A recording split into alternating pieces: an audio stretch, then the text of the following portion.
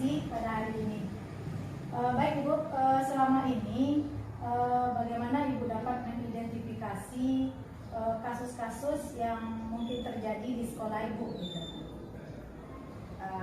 Alhamdulillah selama ini yang kasus dilema itu tidak pernah dialami di SD 04 Sukabumi.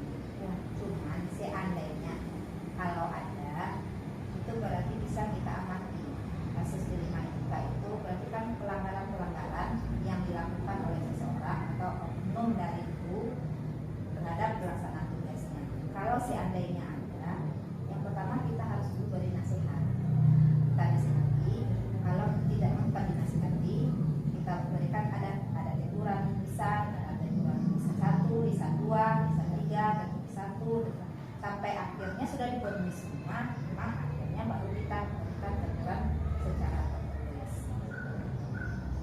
Kemudian Ibu, bagaimana Ibu dalam menjalankan pengambilan keputusan di sekolah Ibu, terutama untuk kasus-kasus yang mungkin ada dua kepentingan yang sama benar dalam pengambilan keputusan.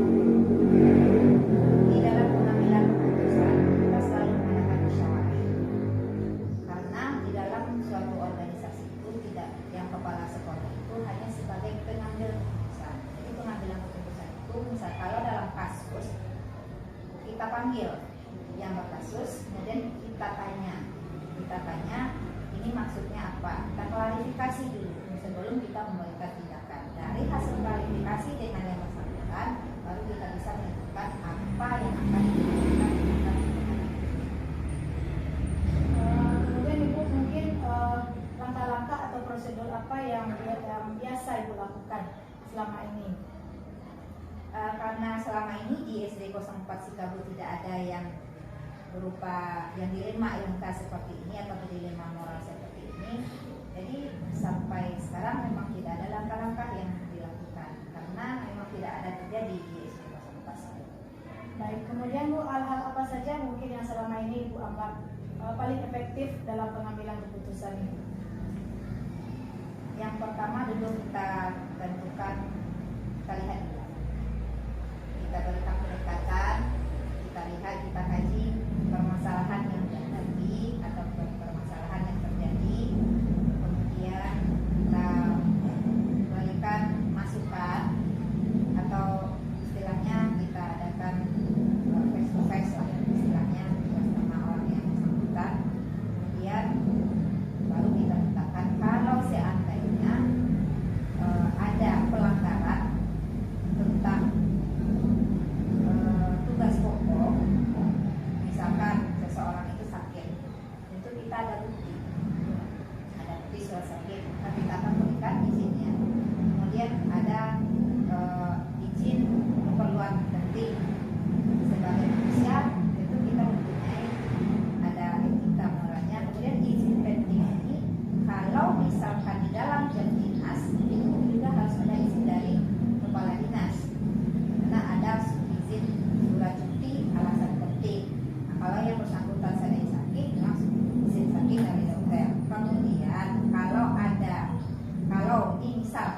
kalau ada seseorang itu ada keperluan mendesak dan minta izin, itu boleh-boleh saja diizinkan selagi yang bersangkutan bertanggung jawab menyelesaikan tugas yang diberikan.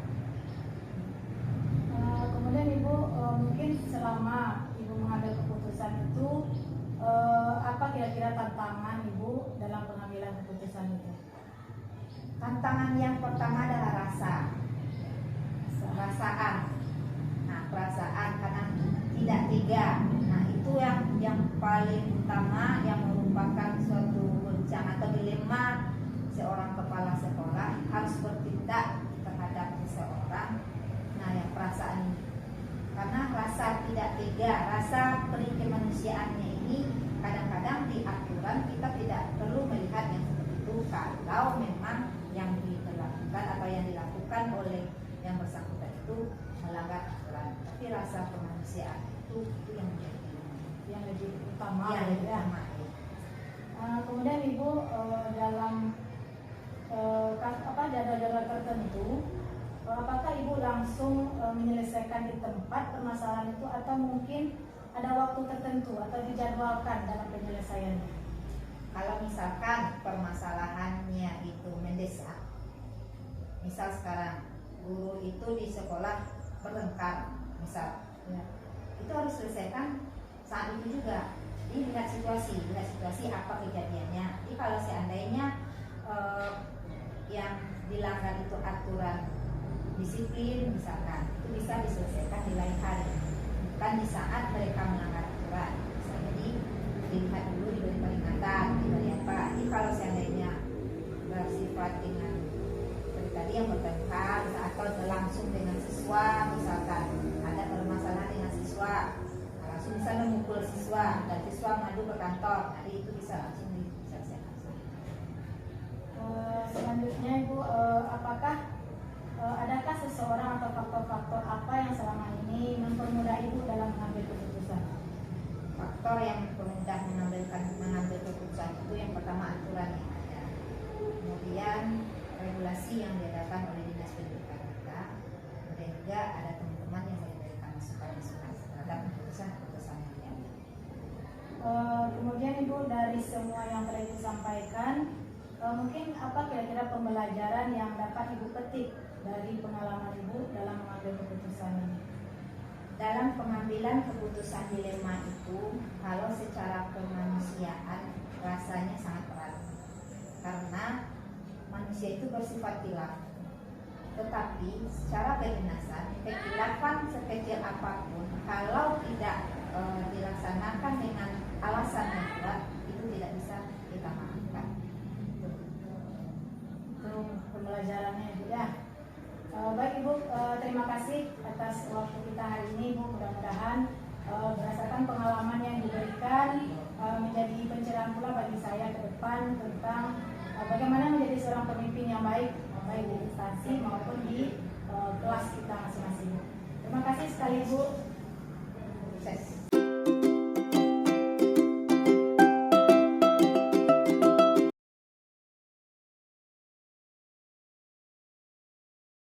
Baik, selamat siang Bapak. Ya, Sebelumnya saya mohon maaf atas kedatangan saya yang mengganggu waktu istirahat Bapak.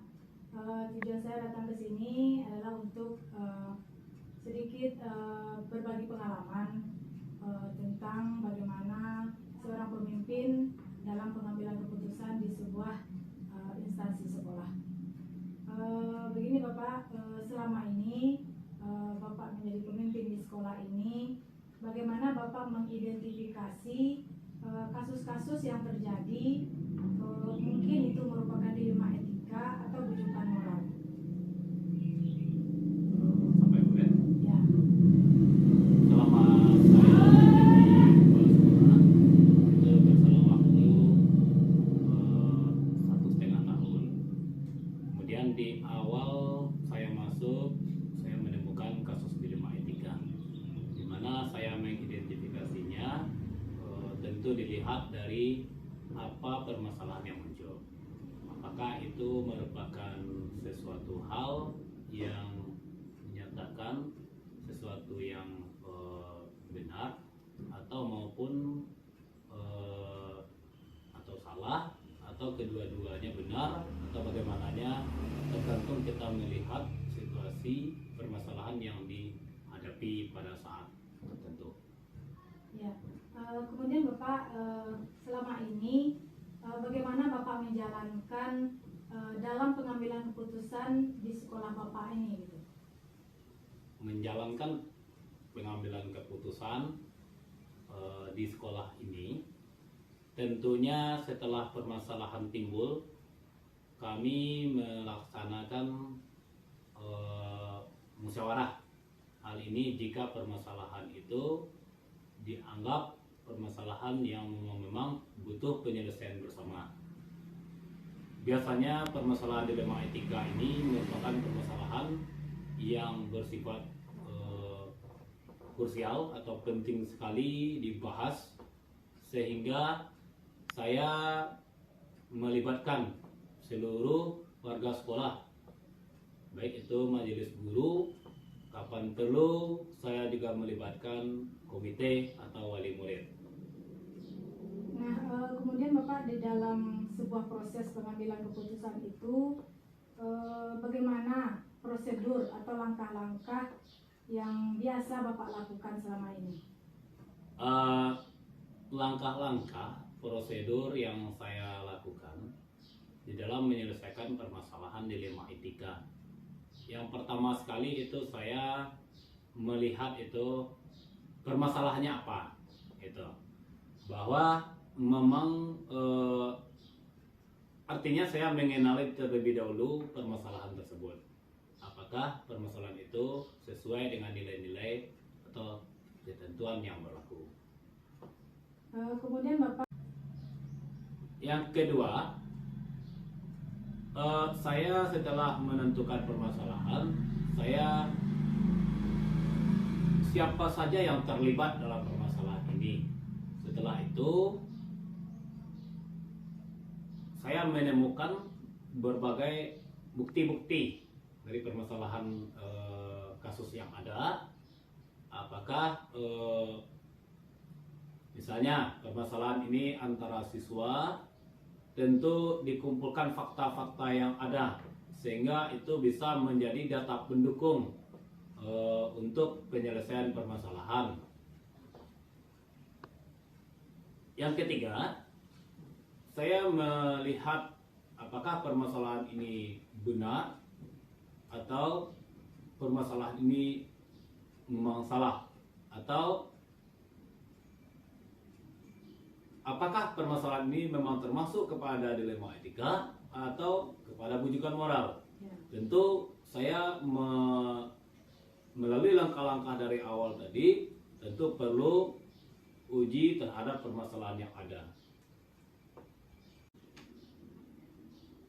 Selanjutnya setelah dilakukan musyawarah, tentu ada ditemukan nanti apakah permasalahan yang ditemukan ini benar, dan juga dari suatu sisi apakah melalui pertimbangan-pertimbangan apakah permasalahan ini bisa dilakukan sebagai dibuat keputusan sehingga tidak ada yang merugikan satu sama lainnya.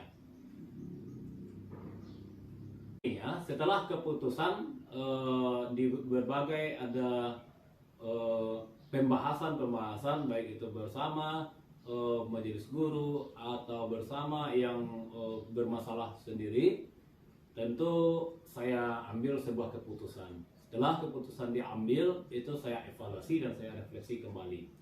Kemudian selama saya menjabat di SD 36 Kepasa, di awal-awal masuk saya itu menemukan sebuah kasus. Kira-kira dalam 2 bulan saya masuk itu, saya dipromosikan di SD 36 Kepasa. Saya langsung dihadapkan kepada kasus yang mana merupakan kasus dilema etika, di mana ada siswa, seorang siswa kelas 3 bernama siswa inisial R. Pada saat itu siswa ini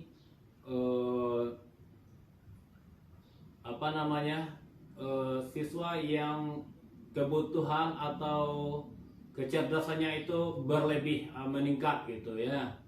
Siswa ini sangat aktif, proaktif sekali, sehingga terkadang proaktifnya itu menimbulkan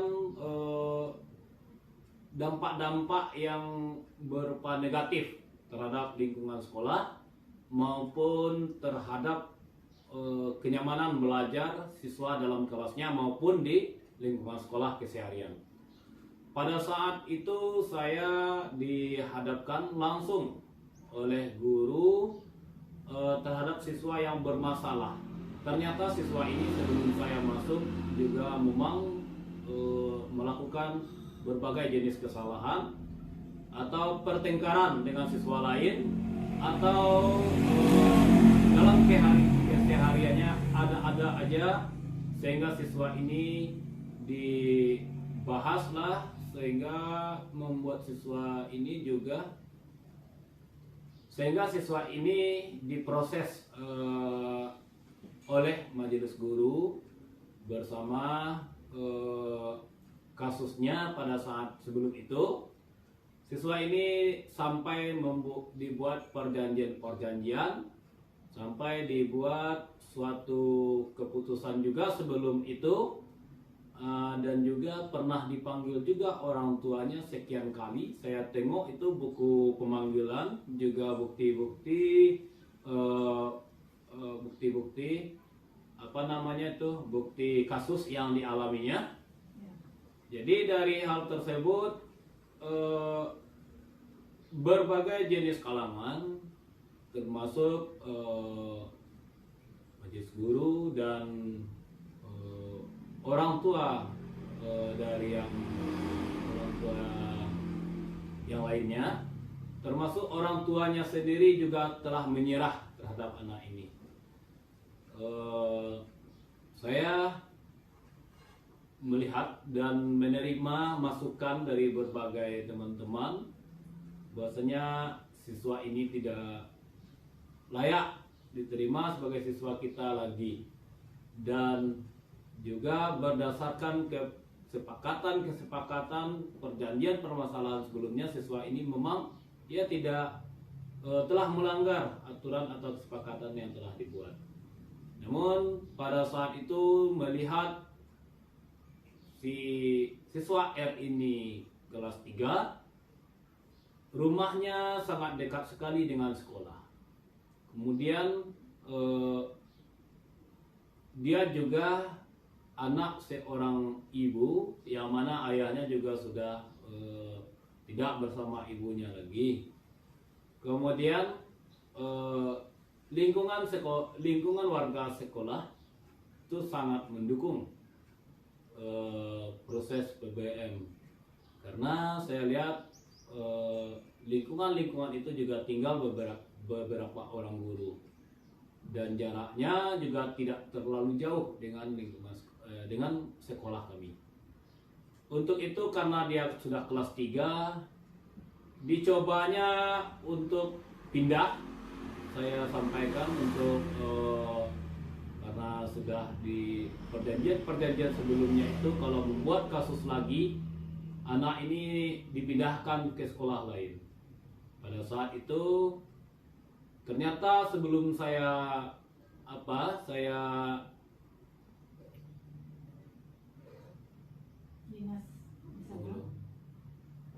pada saat itu orang tuanya juga sudah menyerah, dan kemudian di saat itu karena sudah berbagai jenis permasalahan yang dilakukan,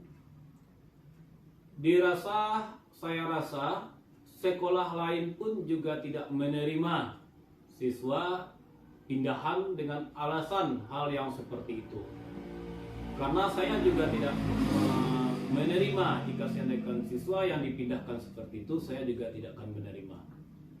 Jadi jarak sekolah dari sekolah tempat tinggalnya dengan ke sekolah yang lain selain sekolah ini sangat begitu jauh, sehingga dengan berbagai pertimbangan, jika anak ini dikeluarkan dari sekolah, kemungkinan besar anak ini tidak sekolah, akan lebih membawa dampak yang sangat begitu jelek kepada lingkungan masyarakat dan kepada individu siswa tersebut. Apalagi keluarganya, kemungkinan karena dia tidak sekolah, tentu kebandelannya akan lebih meningkat.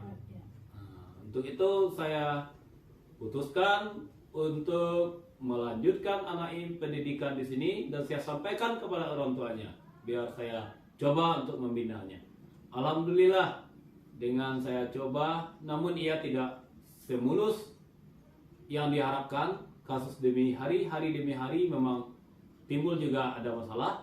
Namun namanya kita di sekolah, tentu permasalahan itu selalu ada. Karena memang itulah tujuan pendidikan, kita dihadapkan kepada beragam jenis siswa di sekolah. Apalagi sekolah saya dengan jumlah yang menengah, jumlah siswa sebanyak 98 orang. Itu Bu Ren. Ya, menarik Pak tentang kasus yang Bapak alami. Kemudian selama Bapak mengambil keputusan yang sudah Bapak ambil tersebut, apakah apa tantangan yang Bapak temui atau yang Bapak rasakan sepanjang Bapak mengambil keputusan tersebut? Dalam mengambil sebuah keputusan, tentu ada banyak tantangan dan juga banyak keuntungan. Dalam itu, sebuah kasus dilema etika tentu lebih cenderung tantangan yang kita terima. Karena seperti permasalahan yang saya hadapi tadi.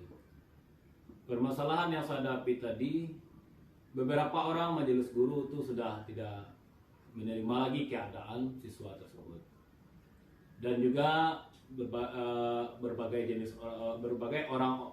beberapa orang tua yang anaknya pernah bertengkar dengan si R ini, itu juga sudah menyampaikan bahwasanya mengeluh terhadap situasi hal tersebut.